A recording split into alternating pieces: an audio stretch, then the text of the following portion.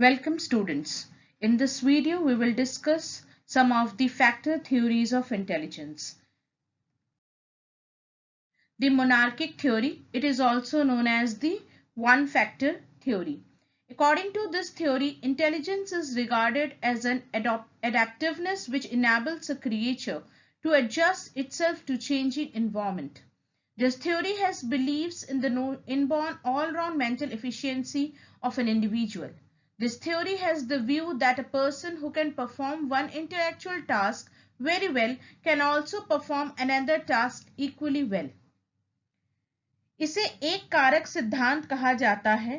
इस सिद्धांत के अनुसार बुद्धि में केवल एक प्रतिभात्मक क्षमता होती है.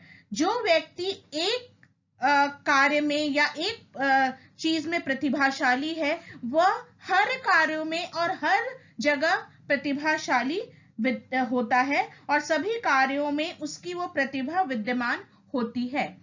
Dr. Johnson, who believed in such a doctrine, said that if Newton could have turned his mind to poetry, he would have been as great a poet as he was a mathematician. Doctor Johnson जो कि इस doctrine को believe करते थे, उन्होंने example दिया.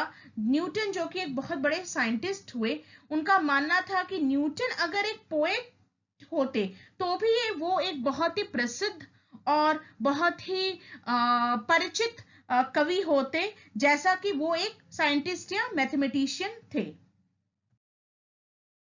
The second is anarchic theory which is also known as the multifactor theory.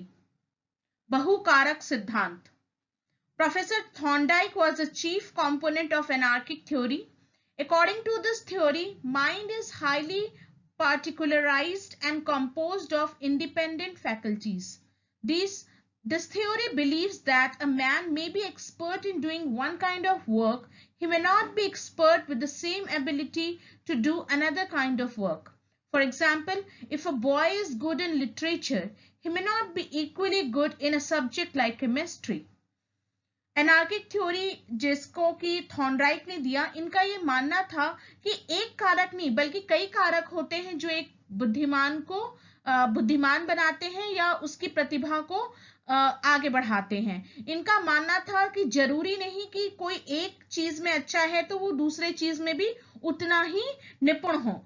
उन्होंने example भी दिया कि अगर एक बच्चा लिटरेचर में अच्छा है तो कोई जरूरी नहीं कि वो केमिस्ट्री में भी उसी प्रकार से अच्छा हो.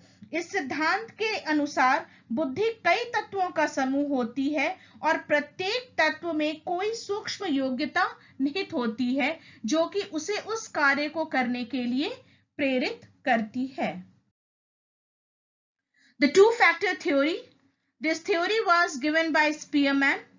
It consists of two factors, that is general factor and a specific factor. The general factor is symbolized by small g and the specific factor is symbolized by small s. G factor is always the same for the same individual and the x factor varies from the subject to subject according to the nature. The general intelligence G influences the performance on all mental tasks while another component influence abilities on a particular task. जो ये two factor theory था जिसको हम कहते हैं द्विकारक सिद्धांत, यह Spearman द्वारा दिया गया था और इस सिद्धांत के अनुसार प्रत्येक कार्य की क्रिया में एक सामान्य तत्व और एक विशिष्ट तत्व निहित होता है. सामान्य तत्व जो होता है वह एक व्यक्ति के हर कार्य में निहित होता है जिसे कि हम जनरल इंटेलिजेंस कहते हैं, सामान्य बुद्धि जो हर जगह हर परिस्थिति में नजर आती है. और दूसरा जो एक विशिष्ट तत्व होता है दैट इज एस फैक्टर, जो कि कहीं ना कहीं हर इंडिविजुअल के परफॉर्मेंस पे डिपेंड करता है, वह उसके इंडिविजुअल परफॉर्मेंस को इन्फ्लुएंस करता है. और ये एस फैक्टर सभी क्रियाओं में विद्यमान नहीं रहता. एक एस फैक्टर एक कार्य के लिए, दूसरा एस फैक्टर दूसरे कार्य के लिए, तीसरा एस फैक्टर तीसरे कार्य के लिए, और फिर जी और एस फैक्टर दोनों मिलके उसकी प्रतिभा को बनाते हैं और उसकी बुद्धि को बढ़ाते हैं. ये और अच्छा इस डायग्राम के थ्रू समझ में आएगा, जो एक ग्रामेटिकल डायग्रामेटिकल रिप्रेजेंटेशन है। इसमें स्मॉल g का मतलब है सामान्य बुद्धि, और S1, S2, S3, S4 इनका मतलब है विशिष्ट तत्व। सामान्य बुद्धि और विशिष्ट बुद्धि। विशिष्ट बुद्धि हर कार्य के लिए अलग अलग है, और हर कार्य में वो सामान्य बुद्धि निहित है। For example, S1 may stands for ability of reading, S2 stands for music, S3 stands for spatial intelligence, S4 stands for the sports, S5 stands for the mathematics ability. So these are the different various abilities. तो S factor है वो सभी का अलग अलग है, और G जो है वो सब में कॉमन है। और उनका ये मानना था कि ये दोनों फैक्टर मिलकर के बुद्धि को प्रभावित करते हैं और उस बुद्धि का निर्माण करते हैं। The next is the Thurston's group factor theory, जिसको हम ग्रुप तत्व सिद्धांत कहते हैं। Group factor was proposed to describe the group factor theory. Thurston offered a differing theory of intelligence. Instead of viewing intelligence as a single general ability, what he did, he focused on 9 different primary factors. These primary factors are independent of each other. Thurston ने एक सामान्य तत्व या विशिष्ट तत्व को न लेते हुए, बल्कि अपनी थ्योरी के अकॉर्डिंग 9 इस प्रकार के प्राइमरी फैक्टर्स बनाए। उनका ये मानना था कि ये 9 के 9 कारक कहीं ना कहीं बुद्धि को प्रभावित करते हैं उसके डिफरेंट क्षेत्र में, and these primary factors are independent of each other, जो एक दूसरे से भिन्न होते हैं। Now we will discuss it in the next slide, the 9 factors. So these are the 9 factors, the abilities that he identified. Number 1 is this partial factor. It is involved in visualizing shapes. इसको हिंदी में कहते हैं स्थान संबंधी तत्व, जो कि कहीं ना कहीं स्थान के विशेष रूप को दर्शाता है। किसी स्थान विशेष में किसी चीज के परिणाम आदि के बारे में बताता है। Next is the verbal factor, मौखिक तत्व। It is concern with comprehension of verbal ideas. We comprehend the verbal ideas in this. The third one is the word fluency factor. Word fluency factor, it is involved whenever the subject is asked to think of isolated words at a rapid rate.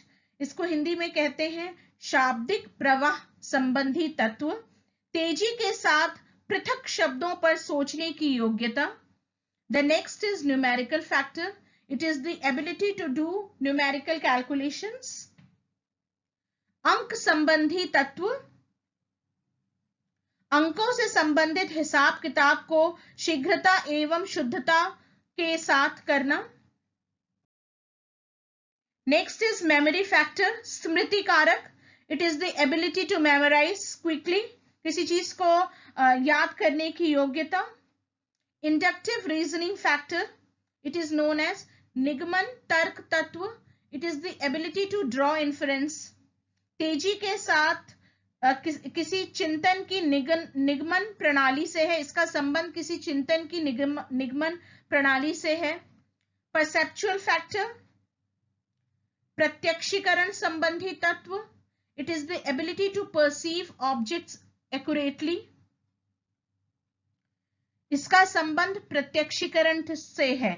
The perception about any object, हम किसी object को किस रूप में देख रहे हैं, किस रूप में उसे समझ रहे हैं, that is known as perception.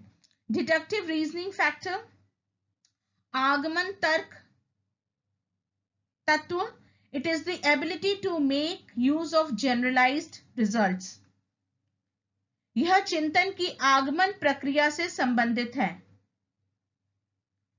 The last one is the problem solving ability factor, समस्या समाधान संबंधी योग्यता तत्व। It is the ability to solve problems independently, समस्याओं को हल करने की योग्यता से इसका संबंध है। So these were the 9 categories of division of factors according to Thurston. और थर्स्टन का ये मानना था कि इन कैटेगरीज के आधार पर ही हम अपने कार्य को करते हैं. हर किसी के अंदर ये कैटेगरी होती है, हर किसी के अंदर ये तत्व होता है, ये हर एक दूसरे से भिन्न होते हैं और ये कहीं ना कहीं हमारे बुद्धि को प्रभावित भी करते हैं. This was all about the group factor theory. We will discuss the other factors in next video. Thank you for watching.